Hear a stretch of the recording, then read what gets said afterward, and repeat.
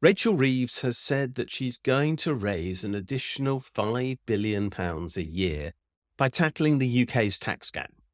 She's done it because Jeremy Hunt has stolen her ideas on closing and ending the domicile rule, which means this does rather look like an afterthought on her part, which is unfortunate given how important closing the tax gap is. But let's just discuss what she's saying she's going to do and what she should do. The tax gap is the difference between the theoretical amount of tax that should be paid each year based upon the tax laws that exist in the UK and the actual amount that is paid. HM Revenue and Customs mark their own homework on this and say that only £36 billion a year is not collected, which is a staggering amount of money, but I actually think they've seriously understated the claim because of the way in which they calculate their sums. And why wouldn't you if you were trying to appraise your own performance on the basis of something that you can calculate yourself?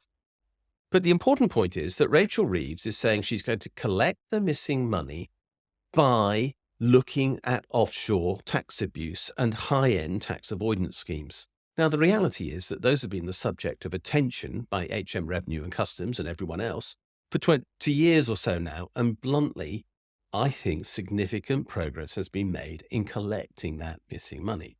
Not all of it, you never get everything, but the general estimate is that 70% of the money that used to be lost to offshore, tax havens that is now collected. So what should she be doing? My argument's straightforward. I think she should be reopening the local tax offices that used to exist right throughout the UK. The reason why is that up to 30% of the tax owed by small businesses in the UK is not paid.